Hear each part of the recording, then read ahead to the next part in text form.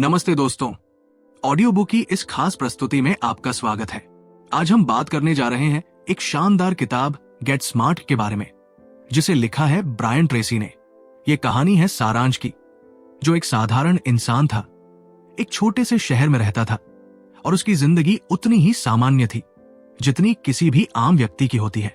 सुबह उठना, ऑफिस जाना, काम करना, घर लौटकर टीवी देखना और फिर सो जाना। लेकिन सारांश के दिल में हमेशा से एक ख्वाब था कुछ बड़ा करने का। वो खुद भी नहीं जानता था कि ये बड़ा क्या है। फिर एक दिन जब वो अपनी जिंदगी से थकावट और असंतोष महसूस कर रहा था, उसने तय किया कि अब वो अपनी जिंदगी में कुछ नया करेगा। उसी दिन वो एक बुक स्टोर में गया। वैसे तो सारांश को किताबें पढ़ने का ज्यादा शौक नहीं था, लेकिन कुछ बदलाव की तलाश में वो एक किताब की ओर आकर्षित हुआ। किताब का नाम था get smart, how to think and act like the most successful and highest paid people in every field. किताब का नाम पढ़कर सारांश के चेहरे पर एक मुस्कान आई।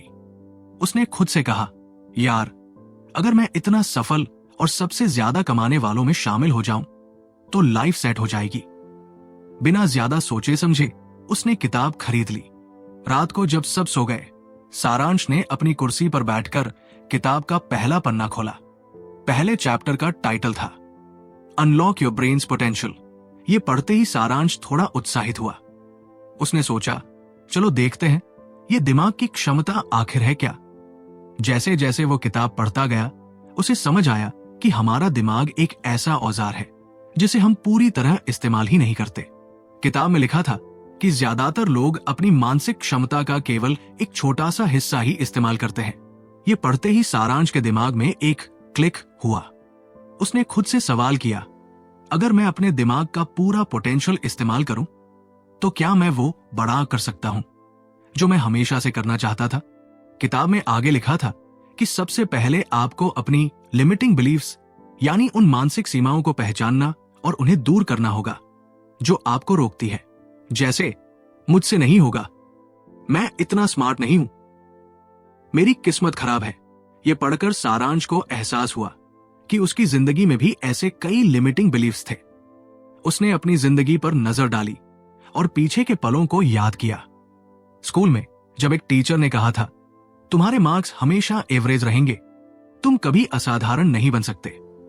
उसी दिन से सारांश ने मान लिया था कि वो बस एक एवरेज इंसान है। कॉलेज में उसके दोस्त भी कहते थे, तू ज्यादा मत सोच, तेरे बस का कुछ बड़ा नहीं है। और सारांश ने उन बातों पर यकीन कर लिया। लेकिन उस रात उसने खुद को बदलने का फैसला किया।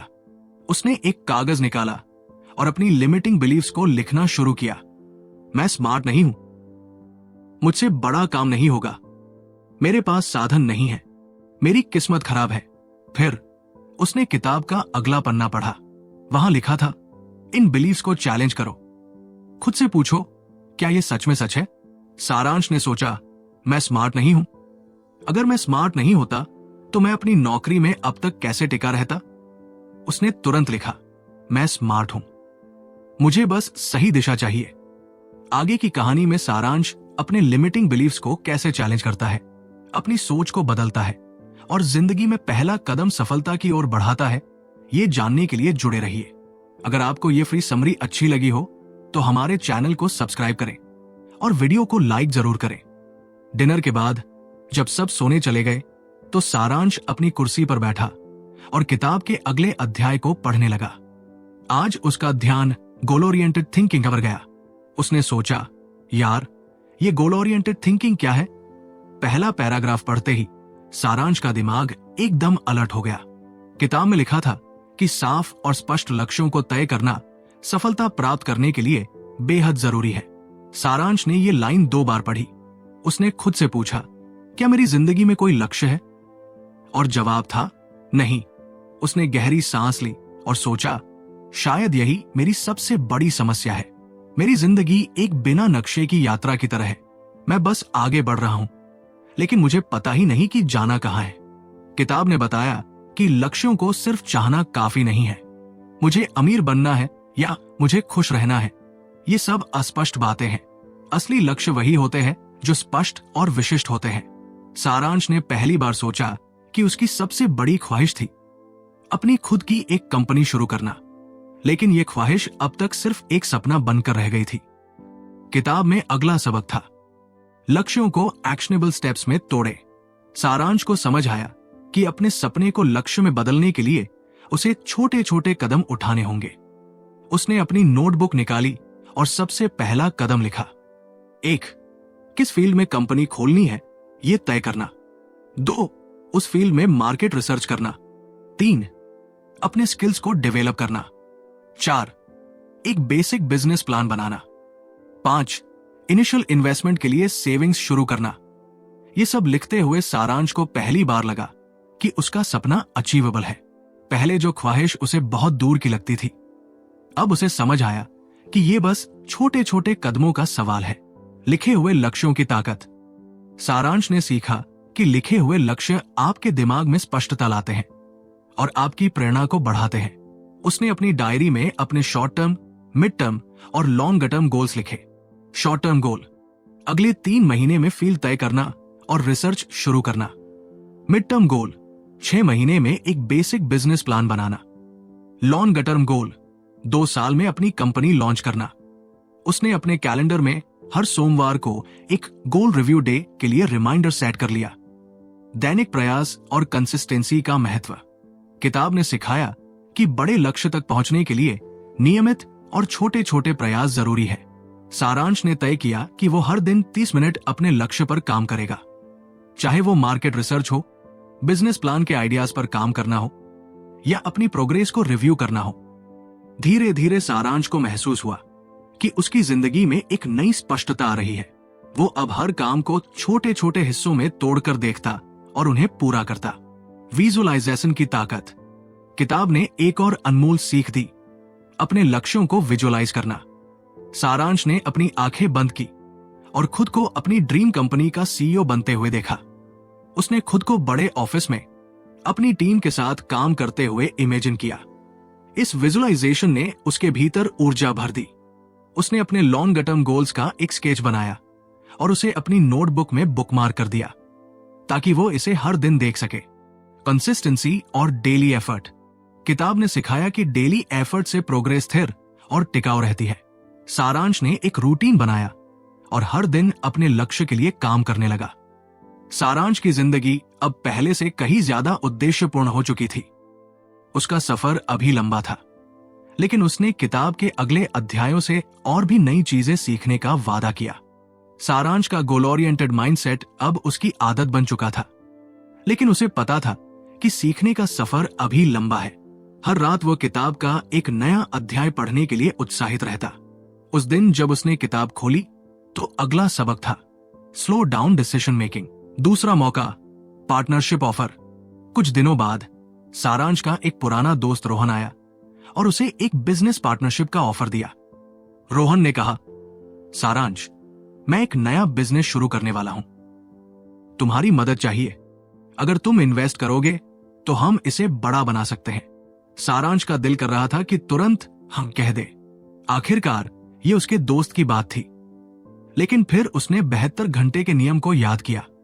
उसने रोहन से कहा, भाई, मुझे इस पर सोचने का वक्त चाहिए, मैं तुम्हें 2 दिन में जवाब दूंगा। सारांश ने घर आकर इस प्रस्ताव को लॉजिकल तरीके से एनालाइज करना शुरू किया। उसने देखा कि रोहन के पास कोई क्लियर बिजनेस प्लान नहीं था। उसने अपने एक और दोस्त, जो फाइनेंस एक्सपर्ट था, से सलाह ली। दोस्त ने कहा, सारांश, किसी भी बिजनेस में इन्वेस्ट करने से पहले पूरी रिसर्च करो, पैसे को मिक्स मत करो। 72 घंटे बाद सारांश ने फैसला किया कि वो इस बिजनेस में इन्वेस्ट नहीं करेगा। उसने रोहन को शालीनता से मना कर दिया। बाद में जब उसने सुना कि वो बिजनेस फेल हो गया तो उसे अपने निर्णय पर गर्व हुआ। सेल्फ कंट्रोल का पाठ। इस अनुभव ने सारांश को एक और बड़ी सीख दी, सेल्फ कंट्रोल। उसने महसूस किया कि धीमे और सोच समझ कर लिए गए निर्णय न केवल सफलता दिलाते हैं, बल्कि जीवन को और भी स्थिर और संतुलित बनाते हैं। यहां पर कहानी में सारांश का सफर एक नई दिशा में आगे बढ़ता है। उसने सीखा कि सिर्फ समस्याओं को देखना और शिकायत करना जीवन को जटिल बना सकता है, बल्कि किसी भी स्थिति में अवसरों को तलाशने की आदत विकसित करना जरूरी है। सारांश ने अपनी डायरी में एक और नई बात लिखी। जिंदगी में हर चुनौती के पीछे एक सीख छुपी होती है। उसने किताब में ट्रेसी की सलाह को ध्यान से पढ़ा और इसे अपनी जिंदगी में लागू करना शुरू किया। ट्रेसी ने लिखा था कि जब भी कोई मुश्किल परिस्थिति आए, उसे एक अवसर में बदलने की कोशिश करें। कुछ दिनों बाद सारांश को एक और मौका मिला इस नई सोच को परखने का। ऑफिस में एक बड़ा प्रोजेक्ट हाथ में आया। यह प्रोजेक्ट इतना कठिन था कि टीम के हर सदस्य ने इसे एक बड़ी परेशानी के रूप में देखा। लेकिन सारांश ने ठान लिया कि वो इस बार केवल समस्याओं पर नहीं बल्कि समाधान और अवसरों पर ध्यान देगा। उसने टीम से कहा, हम इस प्रोजेक्ट को एक बोझ की तरह नहीं बल्कि एक बड़ा अवसर मानते हैं। अगर हम इसे सही से पूरा करेंगे तो न सिर्फ कंपनी का भरोसा बढ़ेगा बल्कि हम खुद को भी साबित कर पाएंगे। सारांश की यह सकारात्मक सोच टीम के हर सदस्य में नया जोश भर गई। सबने मिलकर काम किया और प्रोजेक्ट समय से पहले सफलतापूर्वक पूरा कर लिया।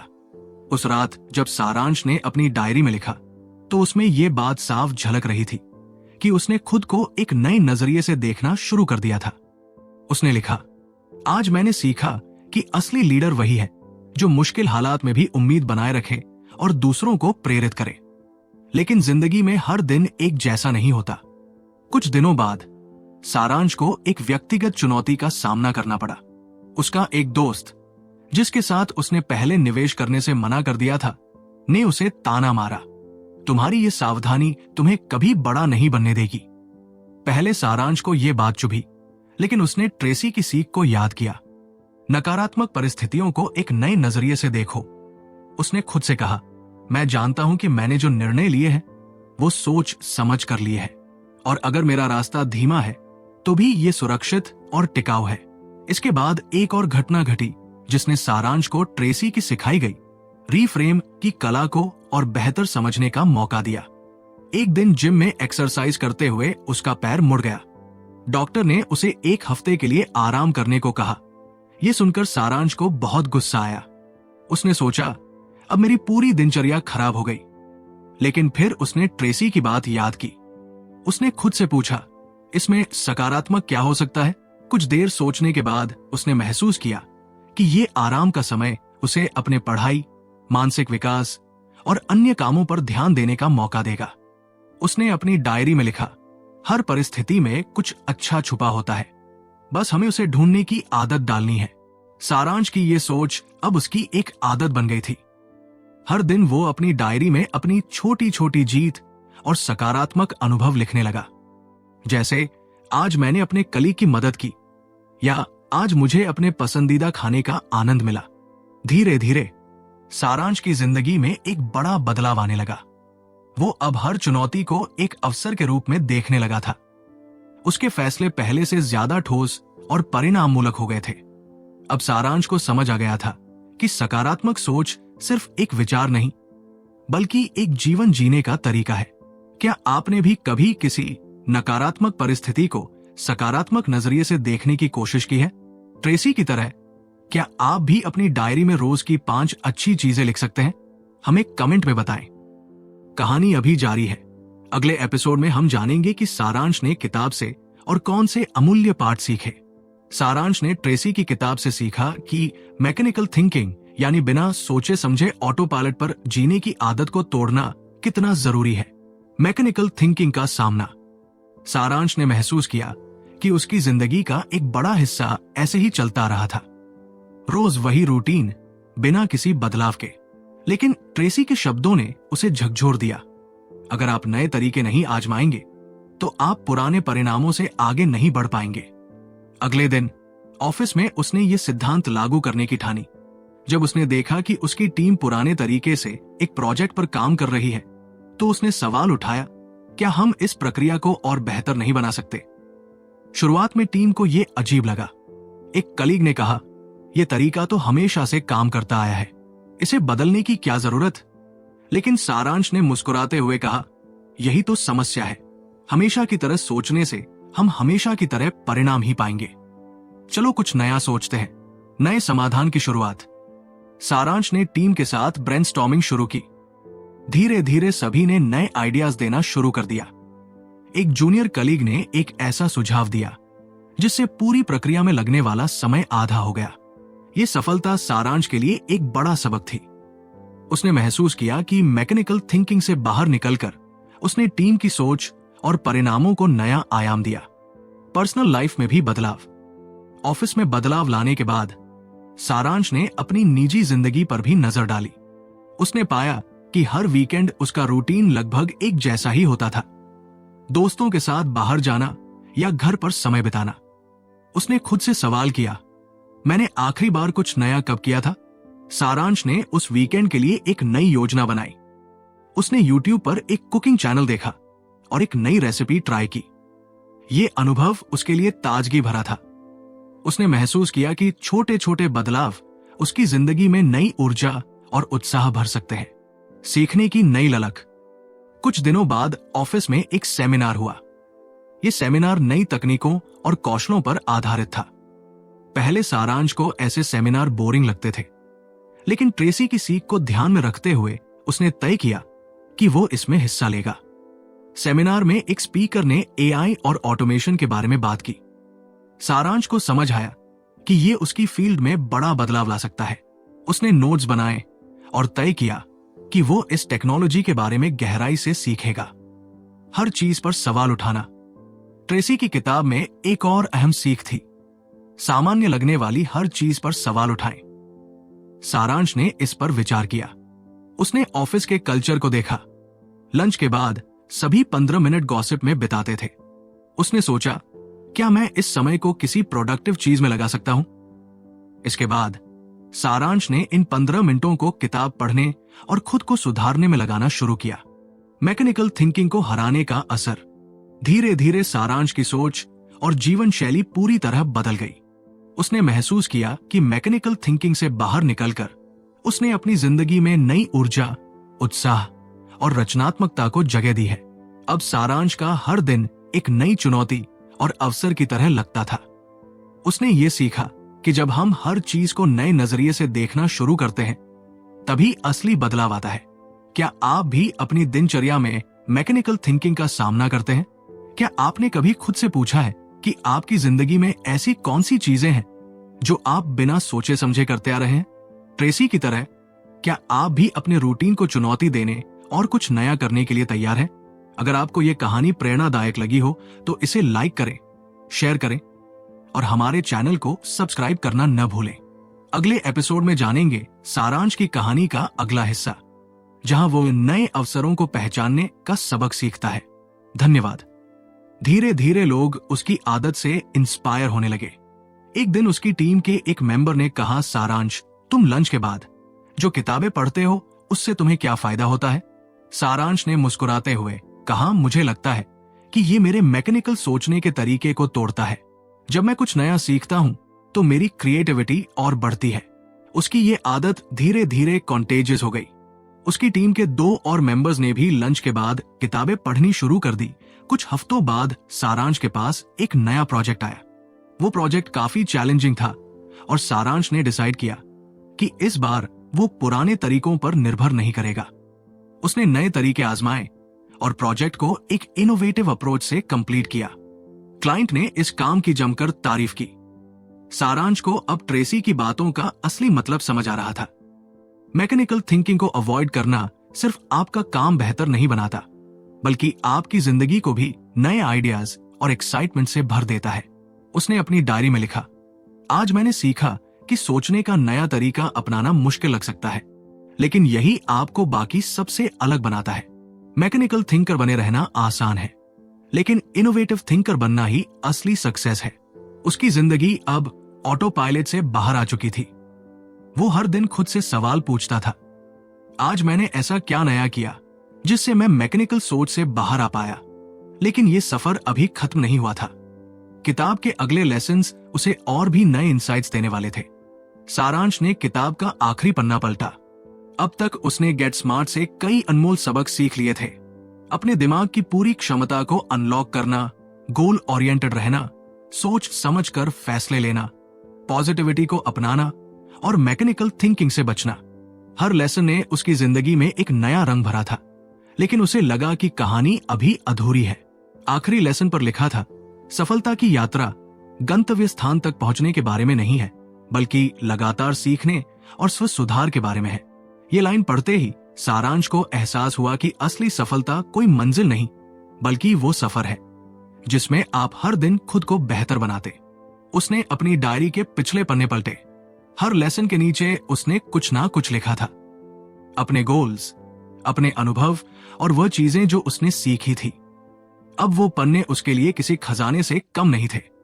वो खुद को पहले से कहीं ज्यादा कॉन्फिडेंट, क्रिएटिव और इंस्पायर्ड महसूस कर रहा था। लेकिन उसके मन में एक सवाल उठा, अब आगे क्या? उसने ट्रेसी के उस वाक्य को फिर से पढ़ा, कंटिन्यूअस लर्निंग। सारांश को समझ आया कि यह सफर यहां खत्म नहीं हो सकता। उसने किताब को ध्यान से बंद किया और खुद से एक वादा किया, मैं हर दिन सीखूंगा, हर दिन खुद से सवाल करूंगा, हर दिन कुछ नया करूंगा, और सबसे जरूरी बात, मैं मैकेनिकल थिंकिंग में कभी नहीं लौटूंगा।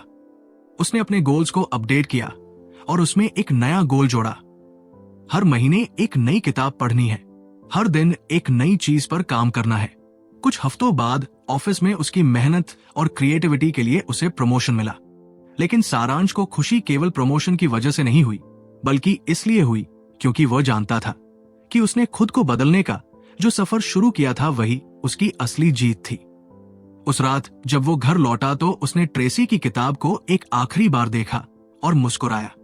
उस किताब ने उसकी सोच बदल दी थी। अब उसे हर दिन में एक नई संभावना, एक नया अवसर और एक नई प्रेरणा दिखती थी। उसने डायरी में आखिरी लाइन लिखी, सफर जारी रहेगा।